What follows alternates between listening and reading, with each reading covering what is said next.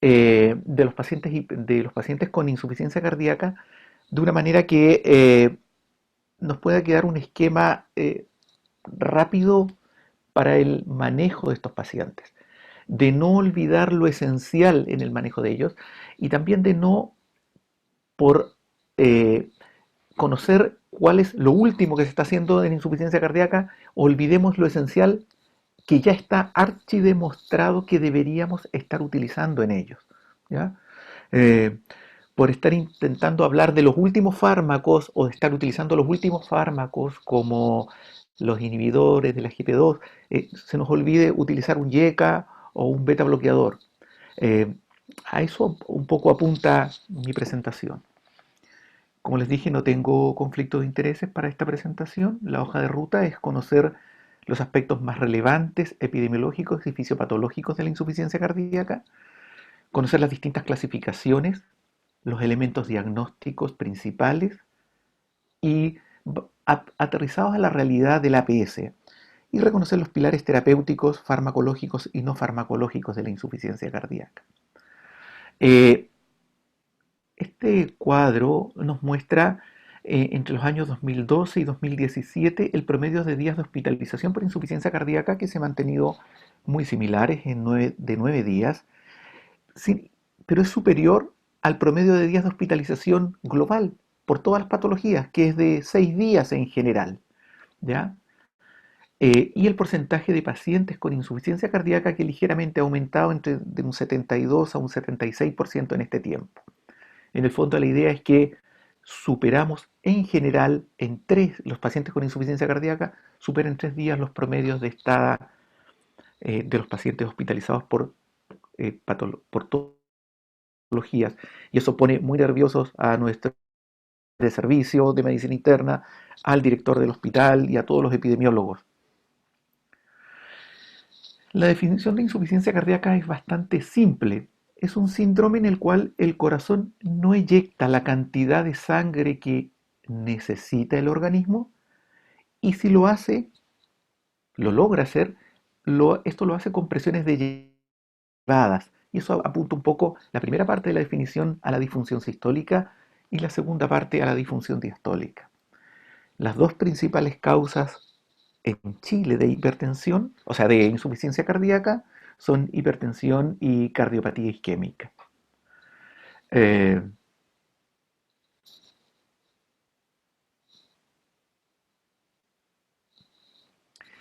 Esta es una diapositiva que muestra una síntesis de todo lo que está ocurriendo en un paciente y los hechos que van a ocurrir en su vida de un paciente con portador de insuficiencia cardíaca. Una sobrecarga de volumen, por ejemplo, el caso de los pacientes con valvulopatías tipo insuficiencia mitral o aórtica, o con sobrecarga de presión, los hiper, o por disminución de la contractibilidad, un paciente que ha perdido masa miocárdica producto de un infarto al miocardio, o por disminución de la distensibilidad, aquellos pacientes que tienen disfunción diastólica, por ejemplo, los pacientes hipertensos que son hipertróficos, o los pacientes con miocardiopatías hipertróficas. Todos ellos, de una u otra forma, van a generar a nivel del bulbo carotidio y del arco aórtico, van a activar receptores donde se sensa que hay una disminución del volumen efectivo circulante. Esto activa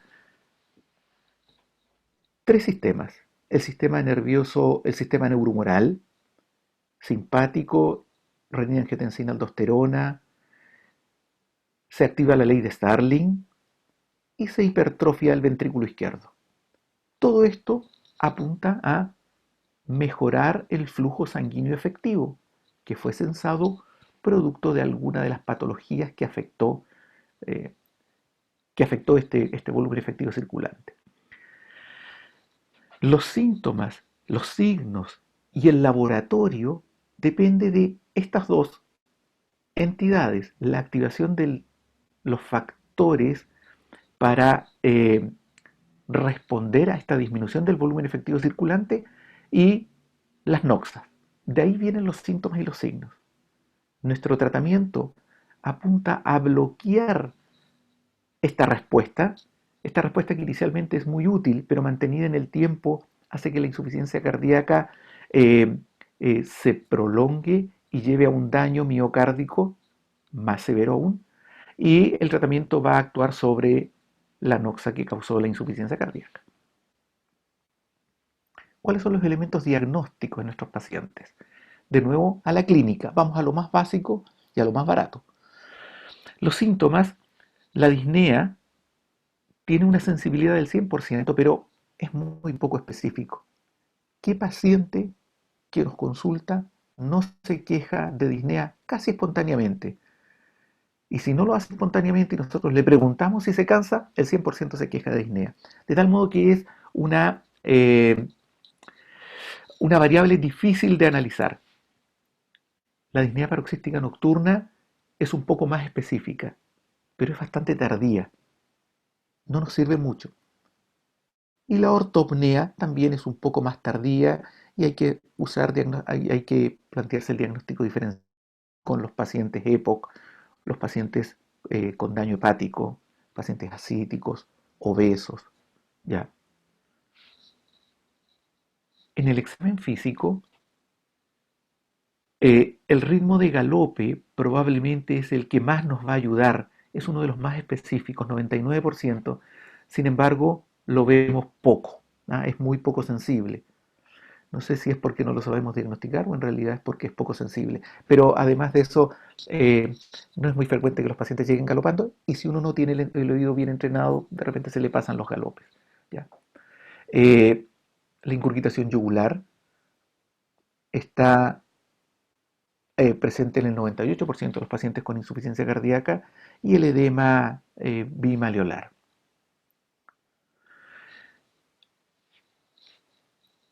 Existe una tabla de criterios mayores y criterios menores que nos pueden ayudar en el diagnóstico de insuficiencia cardíaca. Recuerden que prácticamente todas las patologías de todas las especialidades que nos toca enfrentar han ido creando este sistema de criterios mayores y criterios menores. Nos ayuda a estandarizar un poco los conceptos, nos ayuda a compararnos y también nos ayuda a hacer trabajos de investigación, pero no sean cuadrados. Estos son ayudas, son la panacea, son solo ayudas. Donde nuevamente dentro de los criterios mayores se incluye el galope, el reflejo hepatoyugular, que es bastante específico también, y algo bastante práctico en un paciente hematoso que logra bajar más de 4,5 kilos en respuesta a un tratamiento diurético, es muy orientadora a una insuficiencia cardíaca, descarten el daño hepático o la citis. Y algunos criterios menores, como la tos, ojo que el paciente no esté tomando un inhibidor de enzima de conversión, bueno, la hepatomegalia y el edema. ¿Cuál va a ser la exploratoria que debemos utilizar frente a la sospecha de insuficiencia cardíaca? Dijimos que la principal causa son la hipertensión arterial y la cardiopatía coronaria.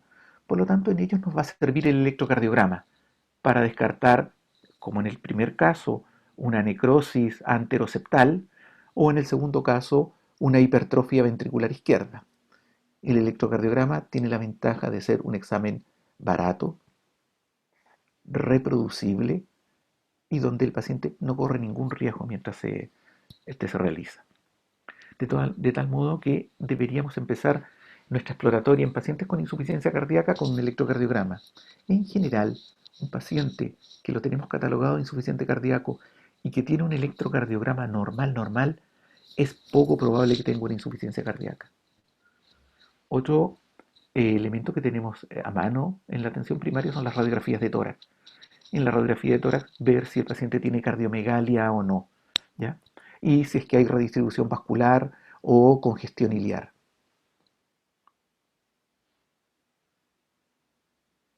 Y finalmente, un elemento eh, bastante importante y que nos ayude y que finalmente le va a dar el sello a un paciente que tiene insuficiencia cardíaca es la ecocardiografía. La ecocardiografía no solo nos va a servir para definir si el paciente tiene insuficiencia cardíaca o no, nos puede detectar su fracción de eyección y nos puede orientar cuál es la base que está provocando esta cardíaca.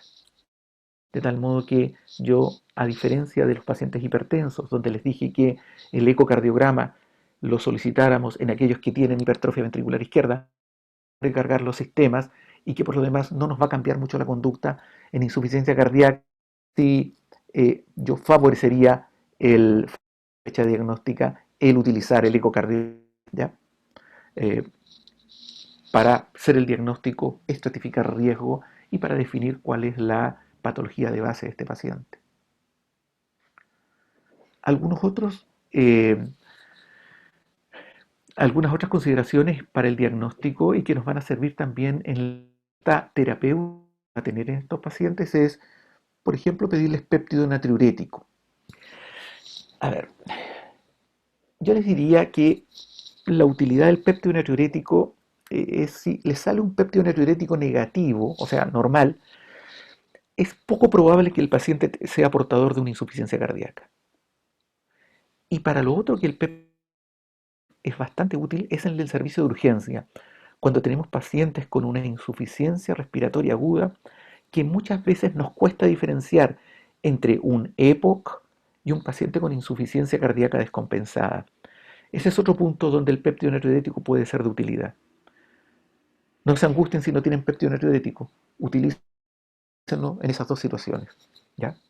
Eh, A veces es bueno, si uno no tiene muchos elementos de laboratorio, utilizarlo solo en aquellas cosas que uno puede sacarles el mayor rendimiento, así no agota los kits eh, y cuando en realidad lo necesita, se acabó el stock. La función renal nos va a hacer definir la terapia, sobre todo el K o ARA antialdosterónicos, junto a los niveles de potasio. ¿Ya?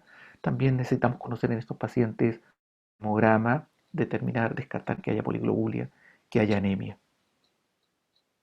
¿Cómo hacemos el diagnóstico de insuficiencia cardíaca? El diagnóstico es clínico y es certificado a través del laboratorio con un ecocardiograma. Existen distintas clasificaciones de insuficiencia cardíaca. Uno de ellos puede ser la insuficiencia cardíaca con fracción de eyección disminuida. Es aquel paciente que tiene síntomas y signos típicos de insuficiencia cardíaca y una fracción de eyección menor de 40%. O aquellos que tienen fracción de eyección baja, donde tienen los signos y signos típicos, si quieren dos, uno menor, uno mayor más dos menores, si les gusta de esa manera, y tienen la fracción de eyección normal o levemente disminuida, ¿ya? Pero debería tener como condición algunas cosas, que no tenga hipertrofia ventricular, o sea, que tenga un ventrículo izquierdo dilatado, o que tenga una cardiopatía estructural relevante para decir que tiene insuficiencia cardíaca con fracción de eyección preservada, hipertrofia ventricular, crecimiento auricular o disfunción diastólica. Otra clasificación es según la capacidad funcional, que va de 1 a 4, siendo 1 el paciente que está sintomático y 4 el paciente que está con disnea en reposo. O la clasificación según el estado evolutivo. La gracia de esta clasificación es que siempre se progresa y nunca se retrocede, a diferencia de la clasificación por síntomas, que de repente crea confusión, que una persona que estaba en casi insuficiencia cardíaca, capacidad funcional 3, después pasó a 2. Eso de repente enreda a las personas. Esta va siempre progresando, una B va a C, una A va a C y no puede retroceder de C a B. Donde en el grupo A están los pacientes que tienen riesgo, pero sin enfermedad cardíaca. Por ejemplo, un paciente que tiene un cáncer, una paciente que tiene un cáncer de mama y está en quimioterapia. O el grupo B, un paciente que tiene una enfermedad cardíaca estructural pero sin síntomas o signos. Un hipertenso con un poco de hipertrofia ventricular izquierda. O el grupo C, un paciente que tiene enfermedad cardíaca estructural con síntomas.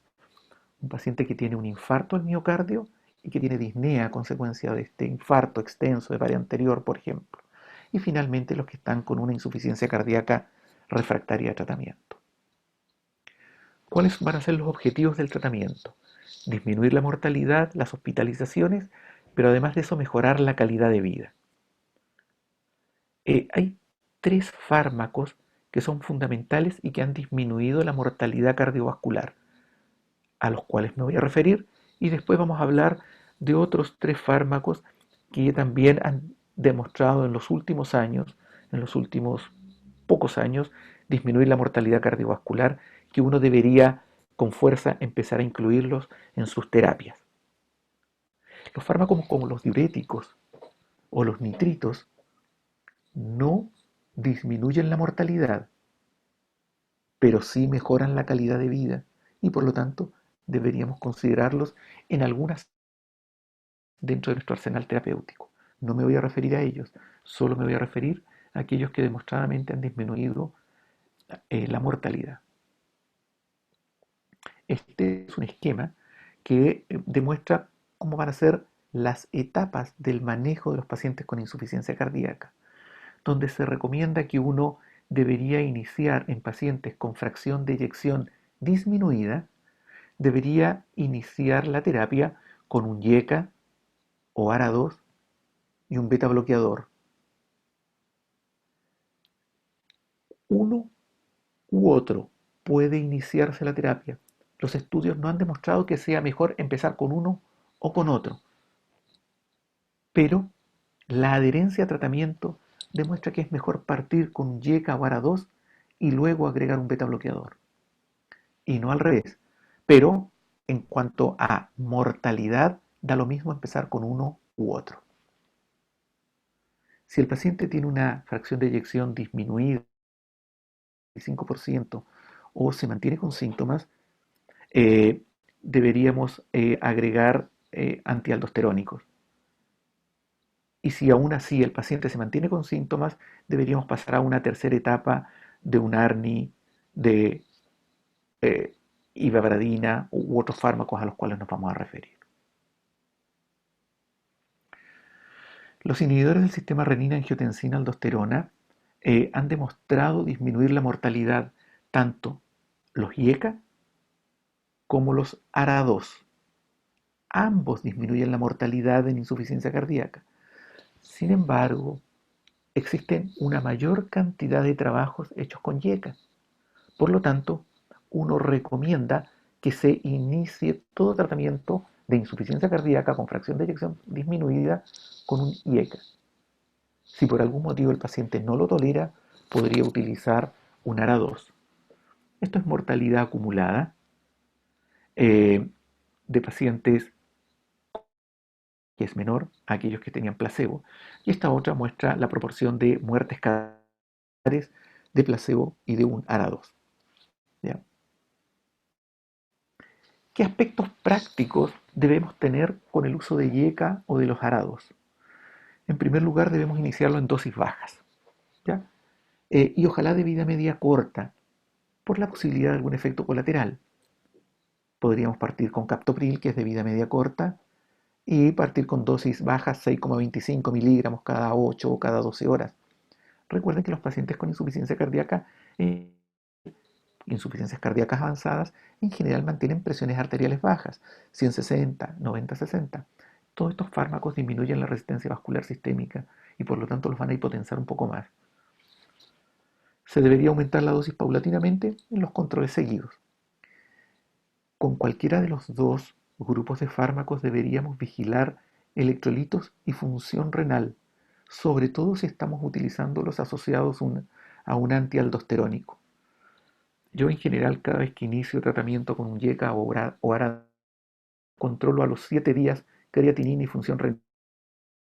Claro, no hay hora en el policlínico 7 días, ese es un extra que tienen, se los aseguro.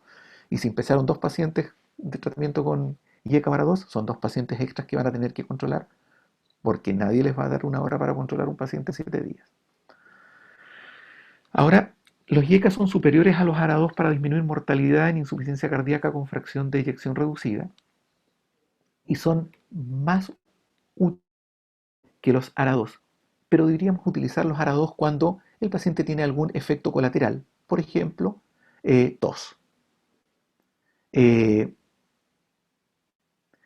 No es recomendable asociar un YECA a un ARA2 en insuficiencia cardíaca. ¿Qué pasó cuando se hizo eso? Este es un trabajo que mostró valsartán en línea continua y el otro grupo tenía valsartán y captopril. Ambos disminuyeron la mortalidad prácticamente en igual proporción, ¿ya? Sin embargo, el grupo que usó valsartán y captopril tuvo más hospitalizaciones por hipercalemia. Si la mortalidad fue la misma y salió más caro porque tuvimos más hospitalizaciones por hipercalemia y por lo tanto mayor morbilidad, la recomendación es que no se usen juntos, un YECA y un ARA2 en insuficiencia cardíaca. Los antialdosterónicos, como la espironolactona, también son capaces de disminuir la mortalidad por insuficiencia cardíaca. Por lo tanto, deberíamos utilizarlos. Deberíamos tener ojo al asociar espironolactona a un YECA o un ARA2 porque aumentan los riesgos de hipercalemia. Pero eso no quiere decir que no los tenemos que asociar. Debemos asociar un YECA a aldosterona o un ARA2, un YECA a espironolactona o un ARA2 a espironolactona. Debemos hacerlo. Eh, los estudios demuestran que disminuye la mortalidad. Para evitar la hipercalemia, algunos sugieren que podríamos agregar un diurético, por ejemplo, furosemida. ¿Qué pasa con el segundo grupo de los beta bloqueadores? Existen tres beta bloqueadores que han demostrado disminuir la mortalidad. Los son el carvedilol, el bisoprolol y el metoprolol. Los tres disminuyen la mortalidad por igual, más o menos en un 35%. Los tres son capaces de disminuir la mortalidad en cualquier estadio de la insuficiencia cardíaca. De modo que estamos autorizados a usar cualquiera de los tres. No hay uno que sea mejor que el otro. ¿Ya? ¿Qué aspectos prácticos hay respecto al uso de los beta bloqueadores? Les decía, pueden utilizar cualquiera de los tres. Eh, Partan con una dosis baja y vayan aumentándolo cada 15 a 30 días.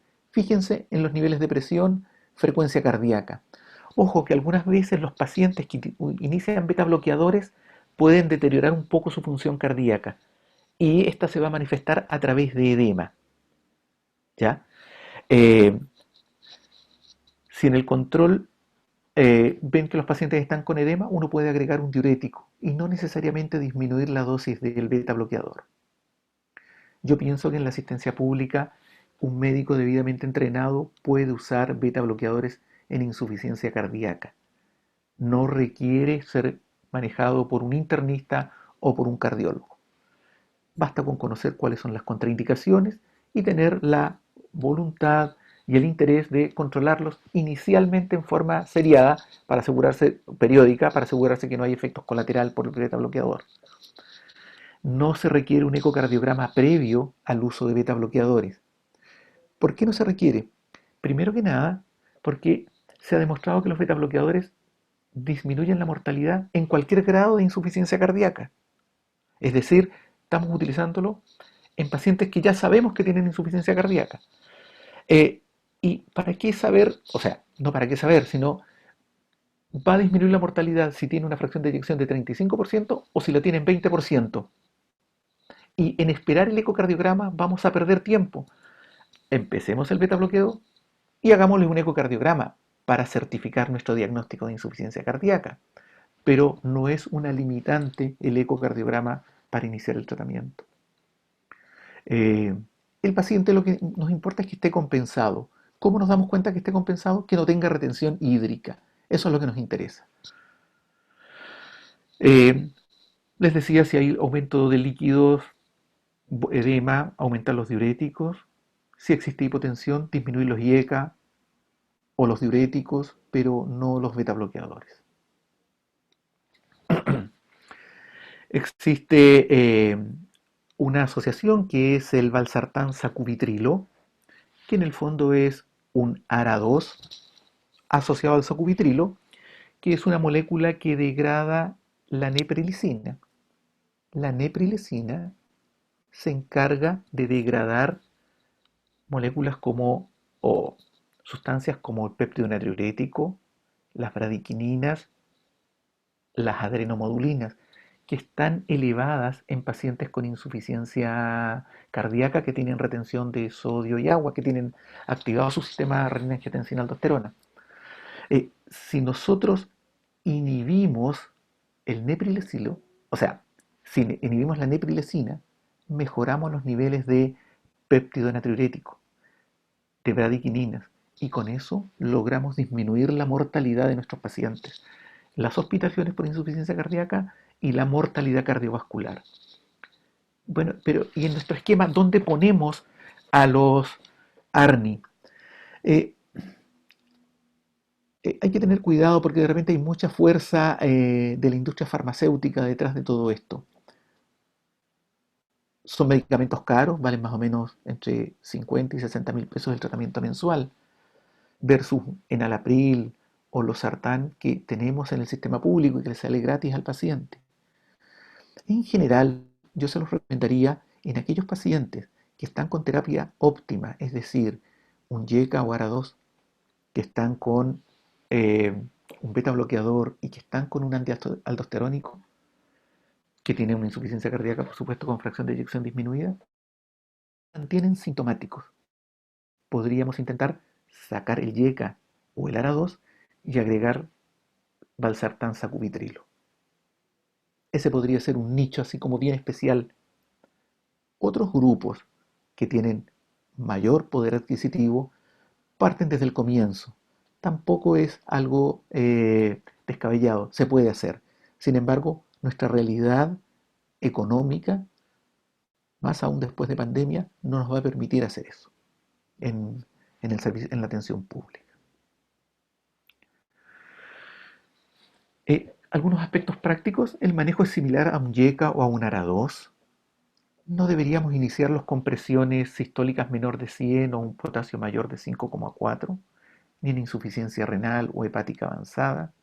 Y si el paciente está usando previamente un YECA, deberíamos hacer un lavado, es decir, estar 48, 36 a 48 horas sin el YECA antes de iniciar el valsartán sacubitril por el riesgo de angioedema. Ajustar las dosis cada 2 o 3 semanas y al igual como controlábamos los YECA y los ARA2, inicialmente en forma periódica controlar potasio y función renal. Otro medicamento que se utiliza es la ivabradina.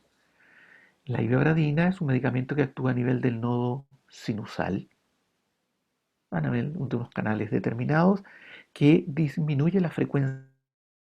La ivabradina se ha demostrado que es capaz de disminuir eh, mortalidad, es capaz de disminuir principalmente las hospitalizaciones por insuficiencia cardíaca.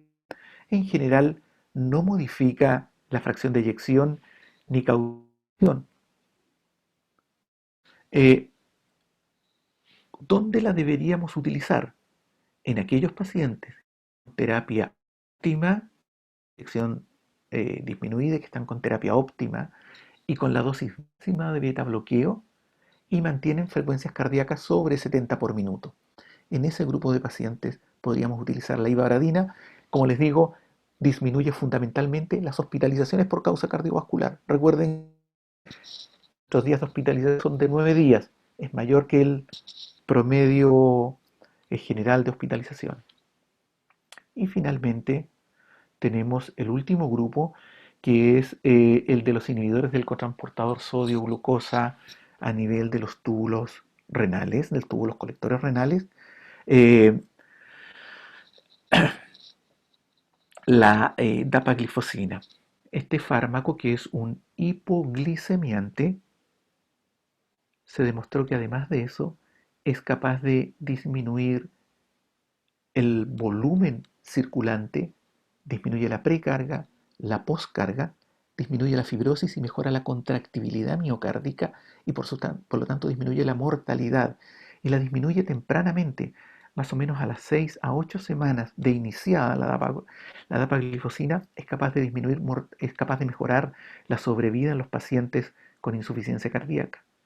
Eh, y lo segundo es que es capaz de mejorarla en pacientes que sean diabéticos, pero también en los no diabéticos. a contar del 2020, la FDA recomienda el uso de los inhibidores del cotransportador sodio-glucosa tipo 2, tipo dapaglifosina, por ejemplo, en todos los pacientes portadores de insuficiencia cardíaca con fracción de eyección eh, reducida. ¿En qué lugar? Todavía no está claro en qué lugar ubicarla. Sin embargo, existe mucha fuerza en empezar a utilizarla ya. Eh, la evidencia demuestra que sería útil. Eso sería. Muchas gracias.